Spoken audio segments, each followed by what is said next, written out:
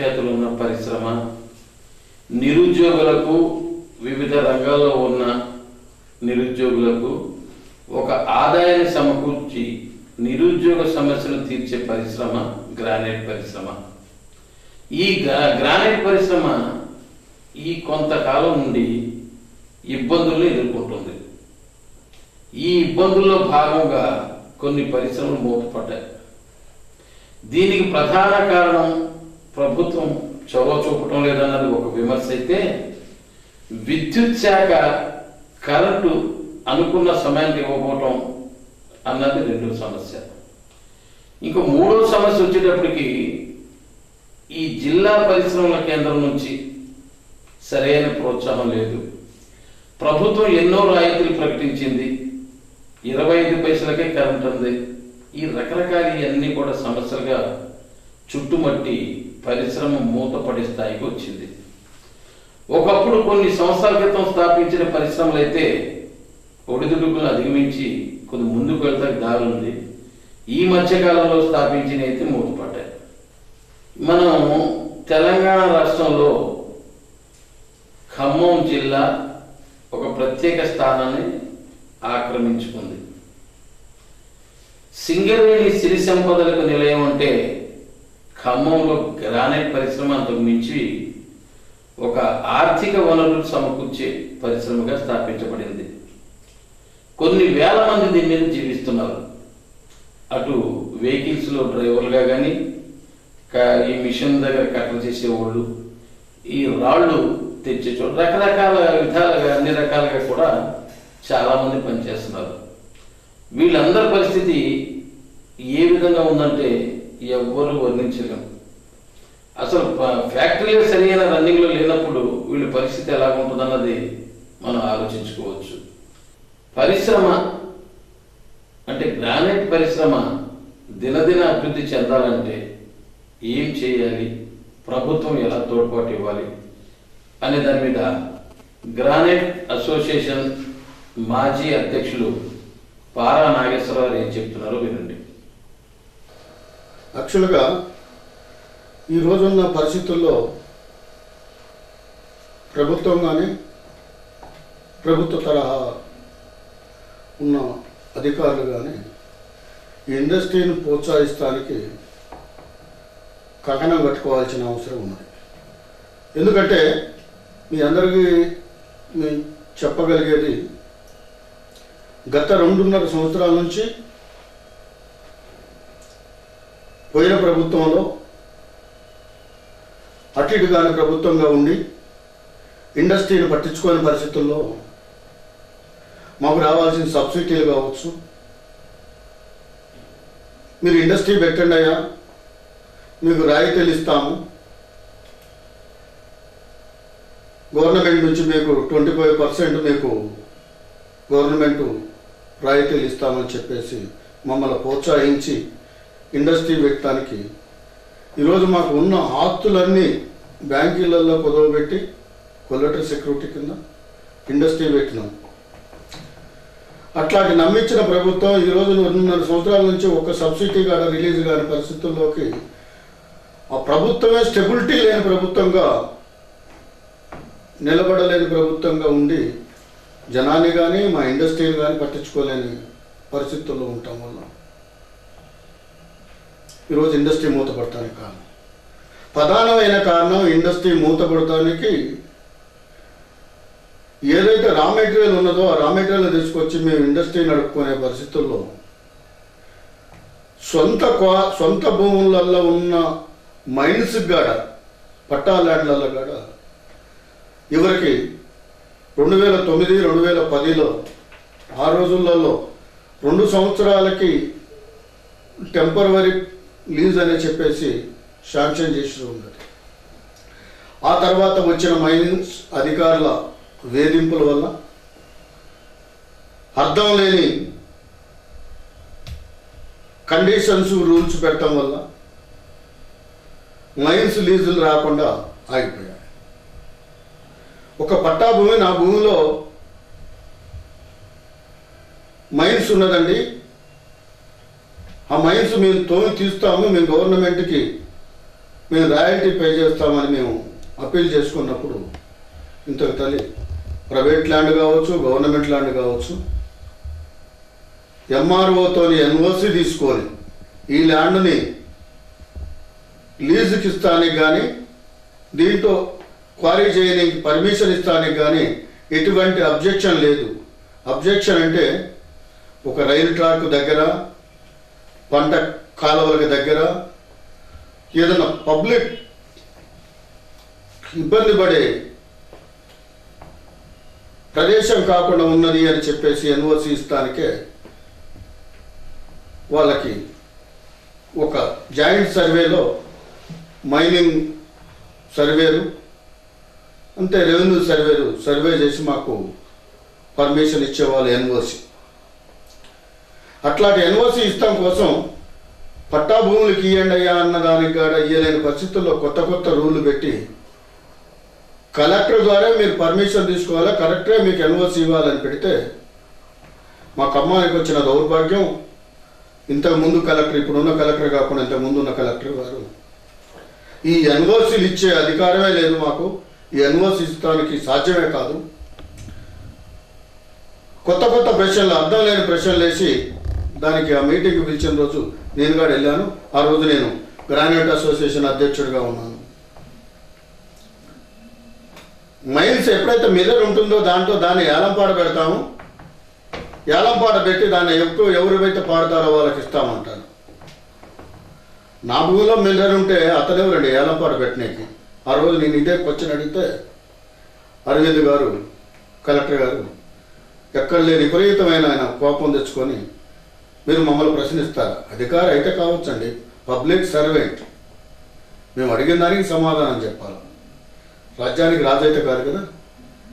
ఆ రోజు మేము ఖచ్చితంగా నిలదీసి అడిగాము, ఏమండి నా భూమిలో ఉన్న మెదడుకి మీరు నాకు లైసెన్స్ ఇస్తానికి, ఎన్ఓసి ఇస్తానికి దీంట్లో ఏం అబ్జెక్షన్ ఉందని మీరు ఆపారంటే తిక్క తిక్క ప్రశ్నలు వేస్తారండి వాళ్ళు. ఆ రోజు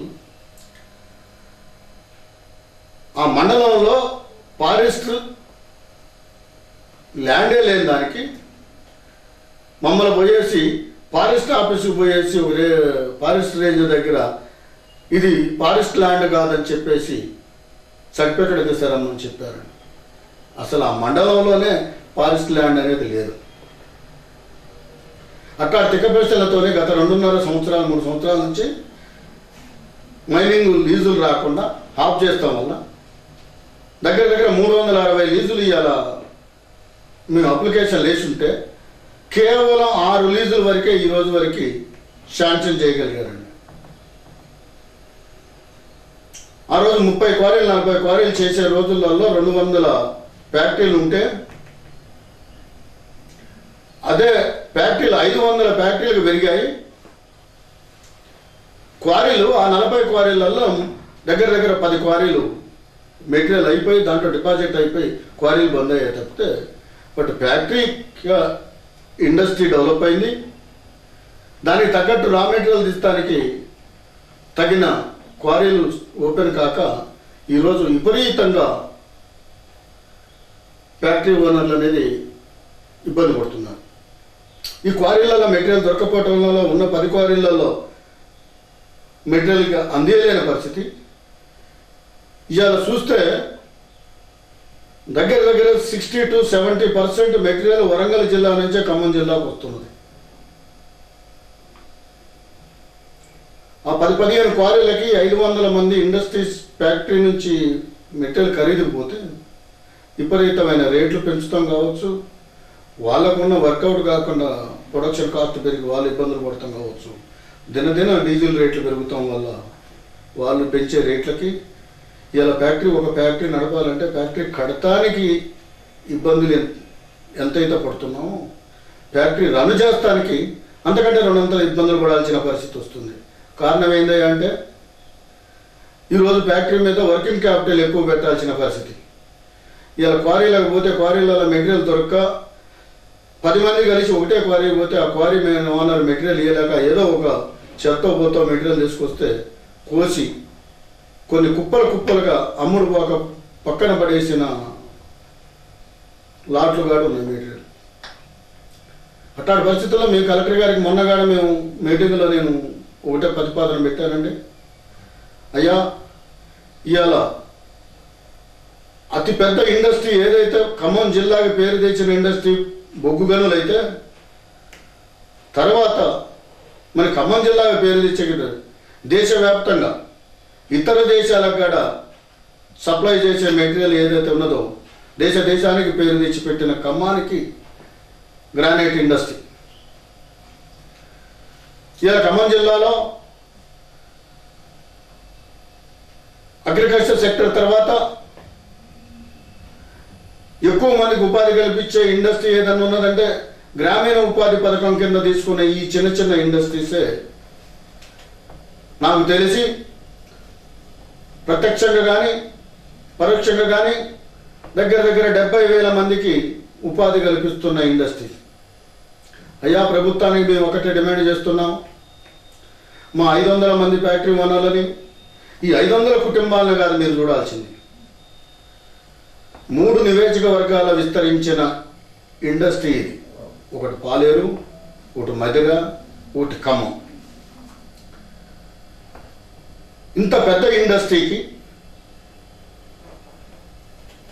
ఇంతమందిని ఉపాధి కల్పిస్తున్న ఇండస్ట్రీ ఇది. ఈరోజు ప్రగతి ఆటో నగర్ ఉన్నదంటే మీరు ఒక్కళ్ళన్నా ఎవరన్నా పోయి మీరు ఆ ఆటో నగర్లో చూస్తే దగ్గర 5,000 మంది కార్మికులు అక్కడ పనిచేస్తున్నారు. ఇలా గ్రానైట్ ఇండస్ట్రీకి సంబంధించిన ఎక్విప్మెంట్ తప్పితే రెండోది అక్కడ రిపేర్ చేస్తాం కానీ తయారు చేస్తాం కానీ జరగని విషయం. ఒక విలాసంగా తిరిగే కారు కావచ్చు, ఒక మోటార్ సైకిల్ కావచ్చు, అక్కడ రిపేర్ చేసే పరిస్థితి కాదు. అంటే అంతమంది ఒక ఇండస్ట్రీ మీద, ఒక ఆటో నగర్లోనే దగ్గర 5,000 నుంచి 6,000 మంది వర్కర్స్ దీని మీద ఆధారపడి బతుకుతున్నారు. ఈరోజు మాకు ముడ్రాయి తెచ్చుకునే ట్రాన్స్పోర్ట్ కావచ్చు, ఈరోజు ఖమ్మం నుంచి ప్రతిరోజు 30 నుంచి 40 లోడ్ల మెటీరియల్ మాకు అవుట్పుట్ ఇస్తున్నామంటే ఈ ఇండస్ట్రీకి దగ్గర 60 నుంచి 70 లోడ్ల మెటీరియల్ వస్తేనే తప్పితే ముడిరాయి 40 లోడ్ల మెటీరియల్ మేము ఫ్రీజ్డ్ గూడ్స్గా తయారు చేయగలుగుతాం. అంటే ట్రాన్స్పోర్టింగ్ కూడా ఎన్ని వెహికల్ తిరుగుతున్నాయి, ఎంత ఉపాధి కల్పిస్తున్నాము అనేది మీరు పెద్ద మనసుతో దీన్ని దృష్టిలో చూడాల్సిన అవసరం ఉన్నది. అధికారులు కావచ్చు, రాజకీయ నాయకులు కావచ్చు, మీరందరూ కూడా మీరు చేసిన ఏదైతే ప్రామిసులు ఉన్నాయో, మీ ఇండస్ట్రీ బతకాలా, మీ ఇండస్ట్రీకి మేము తోడుంటామని మీరు ఎప్పుడైతే చెప్పుకుంటా మీరు వస్తున్నారో, మేము పబ్లిక్కి మేము ఉపయోగపడతామన్నది. ఇలా తిమ్మరాయపాలెం మండలంలో కావచ్చు అండి, ముదిగొండ మండలంలో కావచ్చు, అర్బన్ మండలంలో కావచ్చు, ఇవాళ గ్రానైట్ అమాలీలుగా రైతులు కూడా 1 ఎకరా 2 ఎకరాలు ఉన్నవాళ్ళు రైతు సేద్యం చేసుకోలేని పరిస్థితుల్లో వచ్చి గ్రానైట్ అమాలీలుగా, గ్రానైట్ కూలీలుగా బతుకుతున్న పరిస్థితి ఇవాళ. అంటే మేము బతుకుతామే కాకుండా ఇంతమందిని మేము బతుకు తెరువు చూపెడుతున్నాం. దానికి గాను మీరు ఒక్కటే పెద్ద మనసుతో ఆలోచించి, మాకు ఈ రోజుకి కూడా ఖచ్చితమైన నమ్మకం ఉన్నదండి, ఇండస్ట్రీ బయటపడుతుంది, ఇండస్ట్రీ బతుకుతుంది, ఇండస్ట్రీ నిలబడుతుంది అనే నమ్మకం నాకు 100% కాన్ఫిడెన్స్గా వచ్చింది. దానికి కారణం ఏంటంటే ఈరోజు డైనమిక్ ముఖ్యమంత్రి అనేది మన ఆంధ్రప్రదేశ్కి వచ్చింది. నాకు తెలిసి 2009, 2010 ఆ రోజులలో సింగిల్ హ్యాండ్తో డీల్ చేయగలిగే ముఖ్యమంత్రి రాజశేఖర్ రెడ్డి గారు ఉండటం వల్ల ఏదైనా నిర్ణయం తీసుకొని ఈ ఇండస్ట్రీ బతికుంటేనే మనం చూడాల్సింది ఇండస్ట్రీ పెట్టిన అతని గురించి కాదు, ఇండస్ట్రీ మీద ఆధారపడ్డ జనాన్ని మనం కాపాడాల్సిన అవసరం ఉందని. ఆ రోజు ఆర్థిక మాన్యం వచ్చిన రోజు, ఆ రోజు జలగం వెంకట్రావు గారు,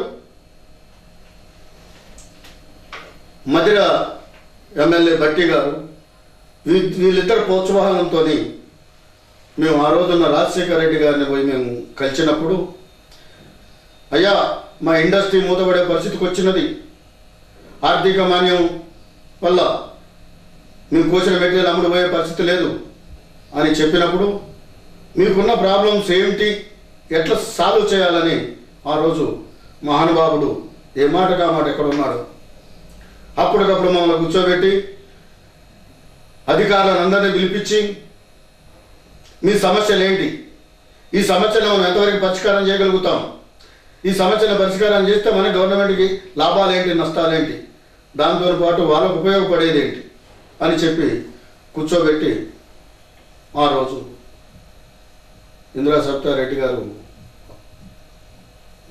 మైన్స్ మినిస్టర్గా ఉన్నప్పుడు కూర్చోబెట్టి పిలిపించి ఉండండి మీరు మళ్ళీ ఒక తడవ సిట్టింగ్ కూర్చున్నాం, మీకున్న ప్రాబ్లమ్స్ అన్ని బ్రీఫ్గా మీరు తయారు చేసుకుని రండి, దానికి ఎంతవరకు సాల్వ్ చేయగలుగుతాము అని అడిగితే అతి పెద్ద ప్రాబ్లం మాకున్నది ఆ రోజులలో, మాకున్నది ఖమ్మం జిల్లాలో కానీ వరంగల్ జిల్లాలో కానీ మేము తెచ్చుకునే మెటీరియల్ని వాళ్ళు 100% ఎక్స్పోర్ట్కి ఉపయోగించుకొని ఎక్స్పోర్ట్కు బలిగిరా రిజెక్ట్ అయిన మెటీరియల్ని మేము తీసుకొచ్చి ఆ రోజుల్లో ఈ గ్రానైట్ ఫ్యాక్టరీలు స్టార్ట్ కానప్పుడు ఇప్పుడు ఏదైతే మెటీరియల్ మేము తీసుకొచ్చి కోస్తున్నామో, ఏదైతే మెటీరియల్ మాకు ఉపయోగపడుతున్నదో ఆ క్వారీలు బనికిరావని ఇచ్చిపెట్టిన క్వారీల్ని మళ్ళా మా ఇండస్ట్రీ పెట్టబట్టే ఈ క్వారీ ఓనర్లు కావచ్చు వీళ్ళు పెద్ద పెద్ద వాళ్ళు మళ్ళీ క్వారీలు ఓపెన్ చేసి మెటీరియల్ ఇస్తున్నారు. అనీవెన్ బోల్డర్లయ్యా మేము తీసుకొచ్చుకునేది. ఆ రోజుల్లో అధికారులకి మాకు ఉన్న సమస్యలు విపరీతంగా ఇబ్బందులు అవుతున్నాయి. ఒక్కొక్క బండి పట్టుకొని 50,000 60,000 పెనాల్టీ వేస్తున్నారు.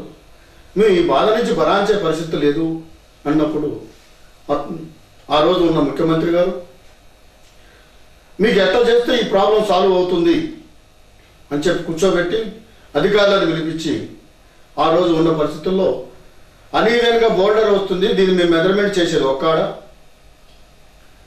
వాళ్ళు మెజర్మెంట్ చేస్తే ఏరియా వస్తుంది. ఆ రోజు మేము గట్టిగా వాదించామండి. అధికారులు చెప్పే మాటల్ని మీరు చెప్తున్నారు సార్, ఒక అధికారిని కొలిచి రమ్మనండి, ఆ మెజర్మెంట్ తీసుకొచ్చి ఇవ్వమనండి, ఆ మెజర్మెంట్ మీ కాడే పెట్టుకోండి సీక్రెట్గా, ఇంకొక అధికారిని పోయి కొలిచి రమ్మనండి. అతను కొలిచేదానికి ఇతను కొలిచేదానికి డిఫరెన్స్ వస్తుందండి. ఒక మనిషి మెజర్మెంట్ చేసేదానికి ఇంకో మనిషి మెజర్మెంట్ చేసే తేడా అవుతుంది. ఒక అధికారి పైన ఎక్కడో పట్టుకొని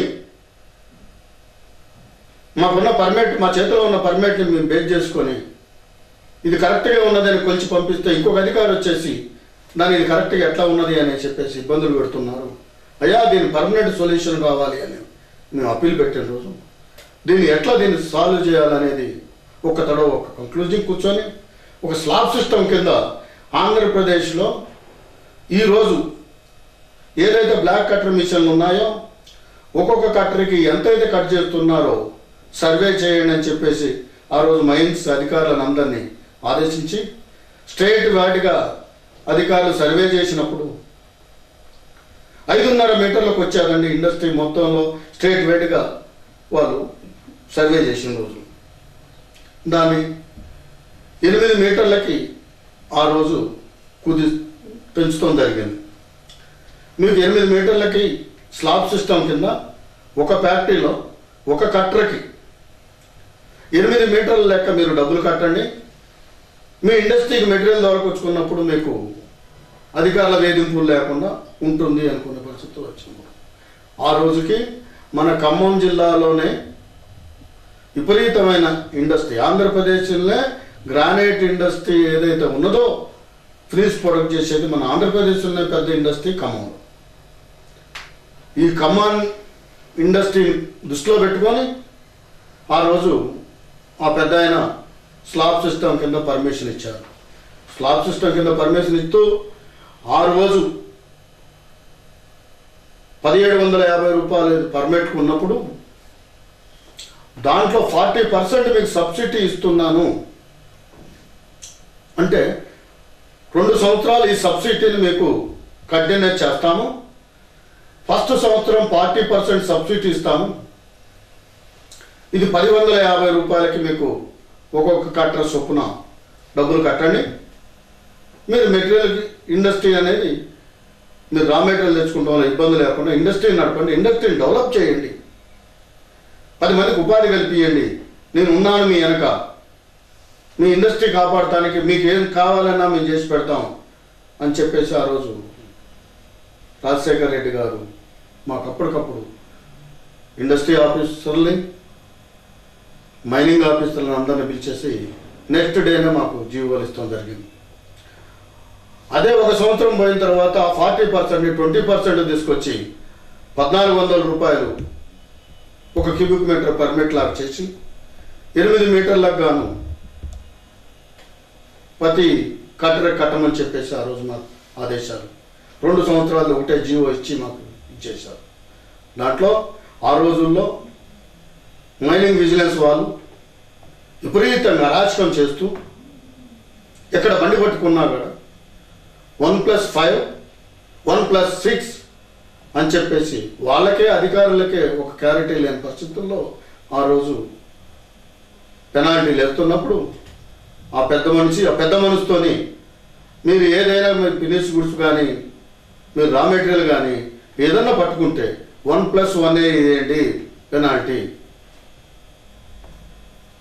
మీరు ఇండస్ట్రీ నెత్తిన బరువులు మోపబాకండి, వాళ్ళ నడ్డెరగొట్టి పరిస్థితి చేయబాకండి అని చెప్పేసి ఆ రోజు ఆ పెద్ద మనిషి చెప్తాం వల్ల ఇండస్ట్రీ హ్యాపీగా నడిచేది. ఈరోజు ఇవన్నీ ఎందుకు చెప్తున్నానంటే సింగిల్ హ్యాండ్ మీద నడపగలిగిన ముఖ్యమంత్రి, నిర్ణయాలు తీసుకొని నిర్ణయాలను అమలు చేయగల ముఖ్యమంత్రి ఆ రోజు ఆయనైతే ఈరోజు అంత డైనమిక్గా పనిచేస్తాడు, చేయగలుగుతాడు, మాకు ఉపయోగపడతాడు అని ఈరోజున్న ముఖ్యమంత్రి గారిని మా తెలంగాణ వచ్చిన తొలి ముఖ్యమంత్రిగా మాకు చంద్రశేఖర్ గారు వస్తాం వల్ల మా ఇండస్ట్రీకి ఉపయోగపడుతుంది, ఇండస్ట్రీ నిలపగలుగుతాడు, ఇండస్ట్రీ మీద అవగాహన ఉన్నది, ఈ జనానికి ఉపయోగపడే కార్యక్రమాలు చేస్తాడు అనే నమ్మకం మాకుండి ఈరోజు మీకు ఈ గత చరిత్ర చెప్తాం జరుగుతున్నది. అయ్యా ఈరోజు మీ ముఖ్యమంత్రి గారిని కూడా మీ మీడియా ద్వారా మేము అడుగుతున్నాం, అయ్యా మమ్మల్ని దృష్టిలో పెట్టుకోబాకండి, ఈ అధికారులు అర్థం లేని జీవోలు తెచ్చి అర్థం లేని రూలు పెట్టి ఈ ఇండస్ట్రీని మూతపడిచ్చే పరిస్థితికి తీసుకొస్తున్నారు. కాబట్టి మీరు పెద్ద మనసుతో ఆలోచించి మా అప్పీల్ మేము చెప్తున్నామని కాదు, మీరు కూడా ఒక్క తడవ బయట పొజిషన్ ఏంటనేది మీరు కూడా పరిశీలించి మా ఇండస్ట్రీని కాపాడటానికి మాకు అతి త్వరగా మైనింగ్ లీజులు వచ్చే మార్గాన్ని మాకు సులువైన మార్గాన్ని చేసి దానికి ఒక టైం బాండ్ ఇవాళ మేము ఏదైనా లీజ్ అప్లై చేసామంటే ఒక 30 డేసా లేకపోతే ఒక 60 డేసా ఒక 90 డేసా ఏదో ఒక టైం బాండ్ పెట్టి మాకు గవర్నమెంట్ ల్యాండ్ కావచ్చు, పట్టా ల్యాండ్ కావచ్చు, మాకు లీజులు ఇప్పించే మార్గం ఏదన్నా మీరు సులువైన మార్గం చేస్తే పొల్యూషన్ అని పొల్యూషన్ సర్టిఫికేట్ తెమ్మంటున్నారండి, ఎన్విరాన్మెంట్ తీసుకురమ్మంటున్నారు, మైనింగ్ ప్లాన్ సబ్మిట్ చేయమంటున్నారు, మైన్ సేఫ్టీ వాళ్ళ ద్వారా మేము క్వారీలు నడపమంటున్నారు.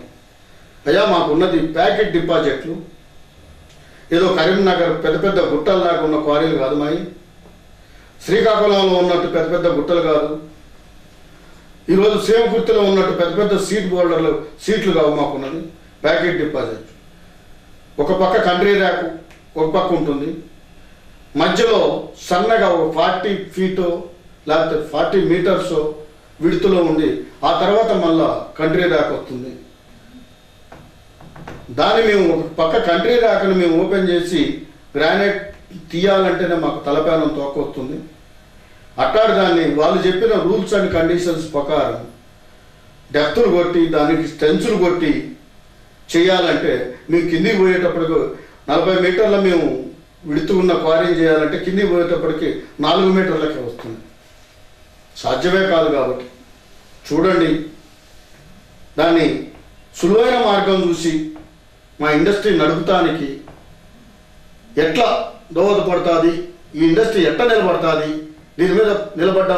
దీని మీద ఆధారపడ్డ కుటుంబాలు ఎట్లా బతకాలా, దానికోసం మీరు పెద్ద మనసుతోని మీరు చేయగలుగుతారు, చేస్తారు అనేది నేను చెప్పగలుగుతున్నాను.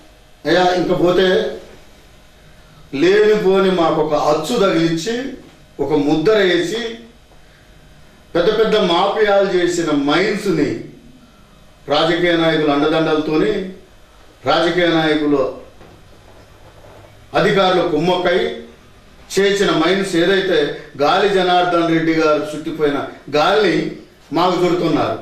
అయ్యా అది కరెక్ట్ కాదు, మేము చేసేది క్వారీయింగ్, చిన్న చిన్న క్వారీలు చేసుకునేది. మేము ఒక పొక్లేను 2 టిప్పర్లు ఒక కంప్రెసర్ పెట్టేసి భూమిలో ఉన్న రాయిని ఎతికి తీస్తున్నాం. మేము దాన్ని తీసుకొచ్చి మైనింగ్ మాఫియా అనేది ఒక పేరు చుట్టి ప్రతిదిగా ఆడ భూతత్వంలో పెట్టి ఈ గవర్నమెంట్ ఆఫీసర్లు కావచ్చు, రాజకీయ నాయకులు కావచ్చు, వాళ్ళ లబ్ధి కోసం చేసుకున్న దాన్ని తీసుకొచ్చి, అంటే వాళ్ళకి అండ కావాలా, పబ్లిక్ రిఫ్లెక్టేషన్ కావాలా, అన్ని మైన్స్ అంటే అంతా బంద్ అయితే మనకి కూడా సపోర్ట్ దొరుకుతుంది అనే ఉద్దేశంతో కేవలం వీటిని గ్రానైట్ క్వారీలను కూడా మైన్స్ అని పెట్టారు.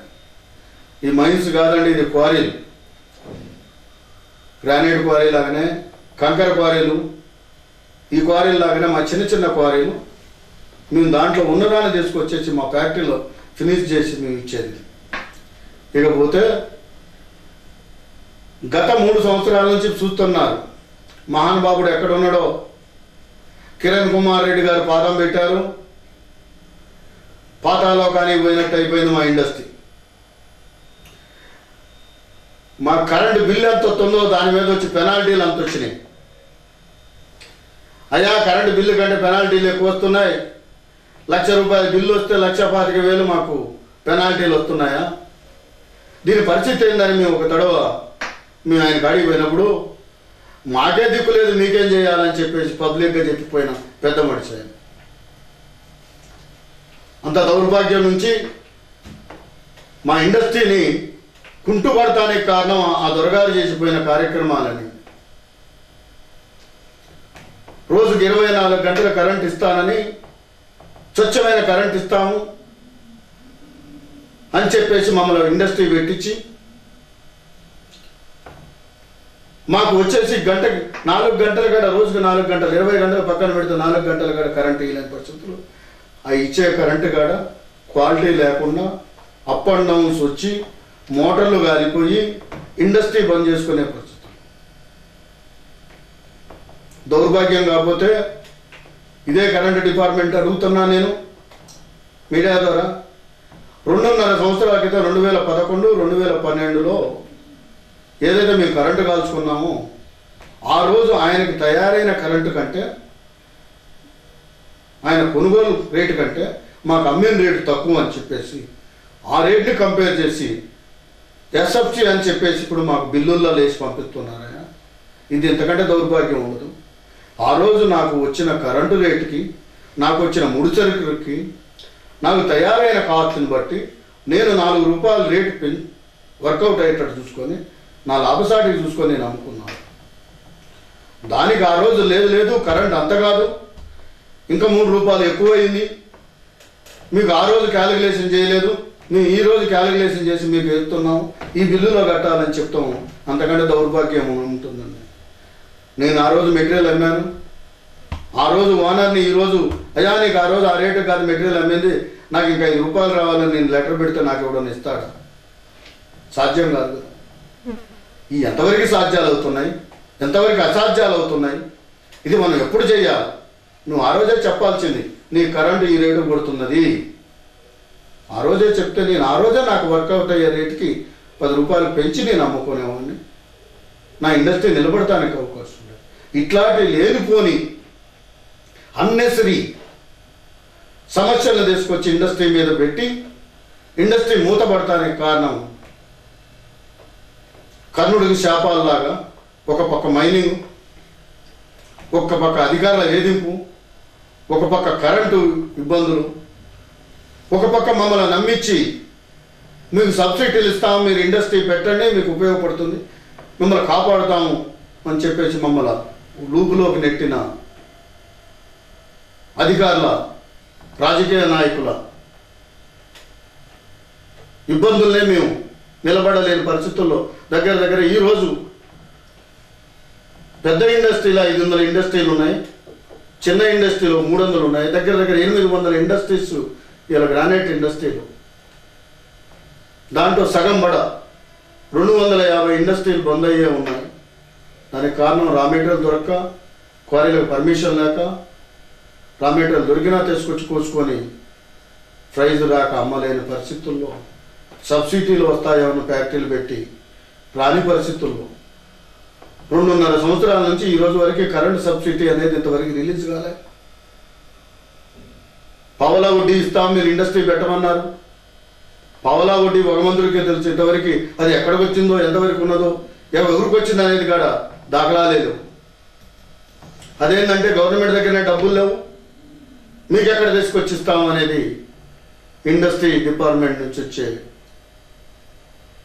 వాయిస్. ఇన్ని ఇబ్బందుల్లో ఇండస్ట్రీ నడపాలంటే నానా ఇబ్బందులు ఉంది. నేను ఈరోజు కరెంట్ డిపార్ట్మెంట్ వాళ్ళని ఒకటే అడుగుతున్నా, అయ్యా నా ఇండస్ట్రీ సిక్ అయితే ఆర్థికంగానో లేకపోతే నా ఆరోగ్యపరంగానో ఇబ్బందుల్లో ఉన్న ఇండస్ట్రీని బంద్ చేసినప్పుడు నీ ఇండస్ట్రీ నడుపుకోకపోయినా కూడా నువ్వు ఖచ్చితంగా దానికి మినిమం ఛార్జీ కట్టాలని నువ్వు అడుగుతున్నావే. నాకు 24 అవర్స్ కరెంట్ ఇస్తాను, క్వాలిటీ కరెంట్ ఇస్తానని నా దగ్గర నువ్వు డిపాజిట్లు కట్టించుకొని నా కరెంట్ రిలీజ్ చేసినోడు. నువ్వు కరెంట్ ఇయ్యనప్పుడు నీ మీద నేను ఏం యాక్షన్ తీసుకోవాలా? నా ఇండస్ట్రీ ఆగిపోయిన దానికి నువ్వే నాకు కాంపన్సేషన్ ఇస్తావని నేను ఖచ్చితంగా నిలదీసి అడుగుతున్నాను. నేను ఇవాళ కరెంట్ డిపార్ట్మెంట్ నేను ఆపితేనేమో ఆర్థిక పరిస్థితి బాగలేక, నా ఆరోగ్య పరిస్థితి బాగలేక, నేను హెల్తీగా లేక అయ్యా నేను ఇండస్ట్రీ ఆపుకుంటున్నా నీకు అని చెప్తే నువ్వు నడపపో, నువ్వు మంచంలో ఉన్నా కూడా నాకు సంబంధం లేదు, నాకు మినిమం ఛార్జీ పే చేయాలని అడుగుతున్నావే. నాకు కరెంట్ ఇస్తానని నన్ను నమ్మించి ఇండస్ట్రీ పెట్టి నువ్వు కరెంట్ ఇవ్వలేని పరిస్థితుల్లో నువ్వేం కాంపన్సేషన్ ఇస్తావని నేను ముక్కుసూటిగా ఖచ్చితంగా నిలదీసి అడుగుతాను. ఈరోజు ఒకటే ఆలోచించాల్సిన పరిస్థితి. ఇలా ఖమ్మంలో ఇంత డెవలప్ అవుతానికి కారణం చుట్టుపక్కల తిరుమలాయపాలెం మండలం కావచ్చు, అర్బన్ మండలం కావచ్చు, ముదిగొండ మండలం కావచ్చు. మీరు వరంగల్ క్రాస్ రోడ్ నుంచి కొంచెం ముందుకు పోతే ఒక సిటీ లాగా తయారైంది. రోడ్డుకు ఇరువైపులు కూడా ఫ్యాక్టరీలు ఉండటం వల్ల అంత గ్రోత్ వచ్చిన ఇండస్ట్రీ ఈరోజు మూతపడే పరిస్థితికి వచ్చింది. కాబట్టి పెద్ద మనసుతోని ఈ 3 జిల్లాలకి, ఒకటి నల్గొండ, ఒకటి వరంగల్, ఒకటి ఖమ్మం జిల్లాలకి మధ్యలో ఉన్నది ప్రశాంతమైన వాతావరణం కలిగిన జిల్లా. ఎందుకు చెప్తున్నానంటే ఈరోజు వరంగల్ జిల్లా నుంచి 70% రా మెటీరియల్ తీసుకొచ్చి ఇక్కడ వరంగల్ వాళ్ళు వచ్చి ఫ్యాక్టరీలు కట్టుకొని ఫ్యాక్టరీలు ఇక్కడ రన్ చేస్తున్నారు తప్పితే వరంగల్లో రా మెటీరియల్ ఉంది కదని ఎవరు కూడా వరంగల్లో ఫ్యాక్టరీలు పెట్టలేదు. సరే అక్కడ లోకల్గా ఉన్న సమస్యలు కావచ్చు, అక్కడ ఇంకా రకరకాల ఇబ్బందులు కావచ్చు. ఈరోజు ఖమ్మం జిల్లా అంటే ప్రశాంతమైన జిల్లా. మన జిల్లా మీద ఆ నమ్మకం ఉంచి ఈరోజు దగ్గర 70 నుంచి 80 ఫ్యాక్టరీలు కర్నూలు, కడప, తాడిపత్రి నుంచి వచ్చిన వాళ్ళు ఇక్కడ ప్రశాంతంగా ఫ్యాక్టరీలు నడుపుకోగలుగుతున్నారు. ఇక్కడ రాజకీయ డిస్టర్బెన్స్ ఉండదు, లేకపోతే అధికారుల ఇబ్బందులు ఉండవు.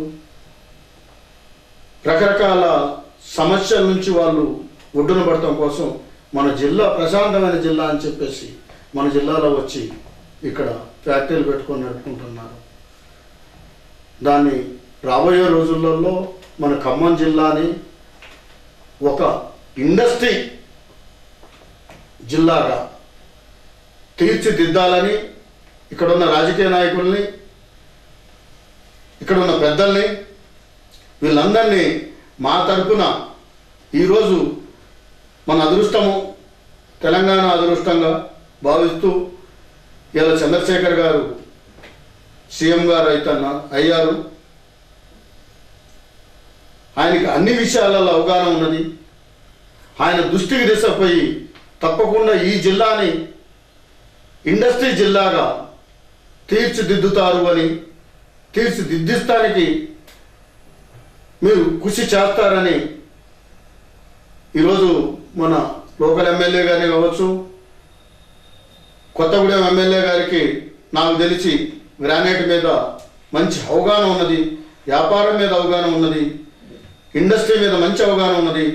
ఎందుకంటే నేను ప్రెసిడెంట్గా ఉన్న రోజులలో ఆయనే తీసుకెళ్ళి పట్టుబట్టి ఒకటి బట్టి గారు ఒకటి ఆయన తీసుకుపోయి దీనికి సబ్సిడీలు తెప్పించి ఆ రోజు రాయితీలు ఇప్పించి ఇండస్ట్రీ నిలబెడతానికి చేశారు. కాబట్టి అదే పెద్ద మనసుతోని అదే పెద్దలు మళ్ళీ ఈ ఇండస్ట్రీ గ్రోత్ వస్తానికి ఎంతైతే ఉపయోగపడ్డారో ఈ ఇండస్ట్రీని నిలబెట్టాల్సిన బాధ్యత బరువు కదా వాళ్ళ మీదనే ఉన్నది. ఈ బాధ్యతని భుజం మీద వేసుకొని పెద్ద ఆయన కాడికి పోయి ఈ ఖమ్మం జిల్లాని ఇండస్ట్రీని బతికిస్తారని మనస్ఫూర్తిగా కోరుకుంటూ నమ్ముతూ ఈ ఇండస్ట్రీ బతకాలని ఈ ఇండస్ట్రీ నిలబడాలని మనస్ఫూర్తిగా కోరుకుంటూ ఇంకొక విషయం దీంట్లో పోతే సంవత్సరాల తరబడి ఈ ఇండస్ట్రీకి ఒక పెద్ద సమస్య ఒకటి ఉన్నదండి. ఈ సమస్య సేల్ ట్యాక్స్తోనే మాకు ఒక పెద్ద సమస్యగా పోయింది. ఇది మనకి ఆంధ్రప్రదేశ్లో అమ్ముడుపోయే మెటీరియల్ కాదు, డొమెస్టిక్ మార్కెట్. ఇది మొత్తం ఇండియా వైజ్గా అన్ని స్టేట్లకు పోయే మెటీరియల్ కాబట్టి మన ఇండస్ట్రీ సిఎస్టీకి మనకేం రూల్ తగలబడ్డదంటే మేము ఏదైనా రా మెటీరియల్ కొనుక్కొచ్చుకున్నప్పుడు 14.5 ట్యాక్స్ మేము పే చేయాల్సి వస్తుంది. అదే మేము ఫినిష్ గుడ్స్ అమ్మాల్సిన విత్ ఇన్ స్టేట్లో అమ్మితే మేము 14.5 కలెక్షన్ చేసుకోవచ్చు. కానీ మేము సంవత్సరం మీద మేము 100 లోడ్లు అమ్మితే ఏ 1 లోడో 2 లోడ్లో మేము విత్ ఇన్ స్టేట్కి అమ్ముతాం. మిగతాది మొత్తం 98% అవుట్ ఆఫ్ స్టేట్లో పోయే మెటీరియల్ ఇది. దానిగా మేము అవుట్ ఆఫ్ స్టేట్ అమ్మినప్పుడు మేము 2.5కి మేము ట్యాక్స్ మేము కలెక్ట్ చేసి మేము మెటీరియల్ అమ్మితే వాళ్ళు మాకు సీఫామ్లు అనేది మాకు సబ్మిట్ చేస్తారు. అగైన్ సీఫామ్ సేల్ చేసినప్పుడు ఆ సీఫామ్లు మాకు 3 మంత్స్కి అవుతాడో 4 మంత్స్కి అవుతాడో మాకు సీఫామ్ వచ్చినప్పుడు మేము సేల్ ట్యాక్స్ డిపార్ట్మెంట్లో మేము క్వార్టర్లీ మేము అసెస్మెంట్ చేయించేటప్పుడు మేము సీఫామ్ సబ్మిట్ చేస్తే వాళ్ళు అప్పటికప్పుడు ఇది ఒరిజినల్ సీఫామా దొంగ సీఫామా అనేది మాకు చెప్తాం. వాళ్ళకి కూడా సాధ్యం కావట్లేదు. ఈరోజు 2009, 2010లో ఈ ఏదైతే సీఫామ్ మేము సబ్మిట్ చేశామో ఆ సీఫామ్ని ఈ ఒరిజినల్ సీఫామ్లు కాదండి, ఈ డూప్లికేట్ సీఫామ్లు. మీరు ఈ సీఫామ్ని మళ్ళీ మీరు ఒరిజినల్ సీఫామ్ని మీరు సబ్మిట్ చేస్తాం కదా కుదరదు, టైం అయిపోయారు కాబట్టి మీరు 4 లక్షల ట్యాక్స్ కడతారా 5 లక్షల ట్యాక్స్ కడతారా అని ఇది కొత్త రకం వేధింపులు ఒకటి స్టార్ట్ అయింది. అయ్యా మేము ఒకటే అంటున్నాం గవర్నమెంట్కి, మన గవర్నమెంట్కి ఆదాయం పెరగాలని, ఆదాయం పెరిగే మార్గం కూడా అంటే ఒక డిపార్ట్మెంట్ సేల్ ట్యాక్స్ డిపార్ట్మెంట్ది మీరు ఒకటి దాన్ని మేము సూచిస్తున్నాం. మీరు దీన్ని మారిస్తే మాకు కూడా మేలు జరుగుతుంది, ఇంకోటి గవర్నమెంట్కి కూడా ఆదా పెరుగుతుందని. ఎట్లా అంటే మేము అనేది ఒకటే, మేము ఫినిష్ గుడ్స్ కొనుక్కొచ్చుకునేటప్పుడు కూడా 5% ట్యాక్స్ వేసి మేము అవుట్పుట్ చేసేటప్పుడు కూడా ఇతర రాష్ట్రాలకు మేము మెటీరియల్ అమ్మేటప్పుడు కూడా 5% ట్యాక్స్ అగైన్ సీఫామ్ కాకుండా మీరు ఆ రూల్ అనేది మీరు ఫామ్ చేయగలిగితే మనకి 2% బదులు 5% ట్యాక్స్ వస్తుంది. మాకు కూడా ఈ సీఫాముల బాధ, ఈ సీఫాములు ఇచ్చినప్పుడు ఈ ఒరిజినల్ డూప్లికేట్ అనేది మేము ఐడెంటిఫై చేసే బాధ పోతుంది. ఇకపోతే మేము 14% ట్యాక్స్ కట్టి మేము మెటీరియల్ తెచ్చుకొని దాన్ని ఫినిష్ గుడ్ చేసి మేము 2.5% ప్రకారం మేము మెటీరియల్ అమ్మినప్పుడు మిగతా 12% మాకు రిటర్న్ రావాల్సిన ట్యాక్స్ ఏదైతే ఉన్నదో గవర్నమెంట్ దగ్గర పెండింగ్లు పడి గవర్నమెంట్ మళ్ళీ మాకు రిటర్న్ ఇచ్చే పరిస్థితులు లేదు. ఈ రెండింటి మధ్యలో మేము వ్యాపారస్తులు నలిగిపోతున్నాం కాబట్టి మాకు సులువుగా ఉంటుంది, గవర్నమెంట్కి ఆదా పెరుగుతుంది. బయట రాష్ట్రాల నుంచి మనకి ఇన్కమ్ ఎక్కువ వస్తుంది అనేది మా ఆలోచన. మాకు ఉపయోగపడతాం కాకుండా గవర్నమెంట్కి కూడా 5% కలెక్ట్ చేస్తే ఆదా వస్తుందనేది ఒక ఆలోచనతో మేము దీన్ని ప్రతిపాదిస్తున్నాం. ఇకపోతే ఈ ఇండస్ట్రీ మీద ఆధారపడి హమాలీలుగా, ఆపరేటర్లుగా, ఇండస్ట్రీలో హెల్పర్లుగా, వాచ్మెన్లుగా దగ్గర 3 మండలాల నుంచి 70-80 వేల మంది దీని మీద ఆధారపడి వాళ్ళ రెక్కలు మేము పెట్టుబడులు పెట్టినా ఇలా రెక్కల కష్టం చేసేవాళ్ళు కూడా కావాలి. కాబట్టి ఆ కార్మికులందరూ సల్లంగా ఉండాలని మేము కోరుకుంటూ, ఆ కార్మికులకు కూడా చాలామందికి రేషన్ కార్డు లేక, ఆరోగ్యశ్రీ కార్డు లేక ఇబ్బందులు పడుతున్నారు, ఇల్లు లేక. మాకు ఎక్కడన్నా ఒక స్థలాన్ని మా గ్రానైట్ కార్మికులకి ఒక కాలనీ లాగా ఏర్పాటు చేసి మాకు ఎన్నన్నా వాళ్ళకి, మా కార్మికులకి ఇళ్ళ జాగాలు ఇచ్చి వాళ్ళకు ఒక 2 గదులు ఇల్లు కట్టియాల గవర్నమెంట్, వాళ్ళని కూడా ప్రోత్సహించాలని గవర్నమెంట్కు అప్పీల్ చేస్తూ, ఇవాళ ఇండస్ట్రీలో ఏదన్నా యాక్సిడెంట్ అయ్యి ఏదైనా జరిగినప్పుడు ఓనర్గా మేము వాళ్ళకి తగిన వాళ్ళ కుటుంబం నిలబడటానికి, వాళ్ళ కుటుంబానికి జరిగిన నష్టాన్ని మేము ఊడ్చలేకపోయినా తాత్కాలికంగా వాళ్ళ కుటుంబం నిలబడటానికి, వాళ్ళ పిల్లలు చదువుకోవడానికి మేము ఆర్థిక సాయం చేస్తున్నాం. దాంతో పాటు గవర్నమెంట్ కాడ కొంత వాళ్ళకి ఏదైనా జరిగినప్పుడు ఆర్థిక సాయం కలెక్టర్ గారికి అప్పీల్ పెట్టుకుంటే వాళ్ళకి ఏదో ఒక ఆర్థిక సాయం చేస్తే వాళ్ళ కుటుంబాలు నిలబడతాయని నమ్ముతూ అట్లా చెయ్యాలని మేము అప్పీల్ చేస్తూ, చేస్తారని కూడా ఆశిస్తూ, మా కార్మికులు కూడా సల్లంగా ఉండాలా, ఆ కార్మికులు కూడా ఒక ఇల్లు గల్లవాడు కావాలి అని చెప్పేసి కోరుకుంటూ నేను ఈ మీడియా తరఫున గవర్నమెంట్ని కోరుకుంటున్నాను.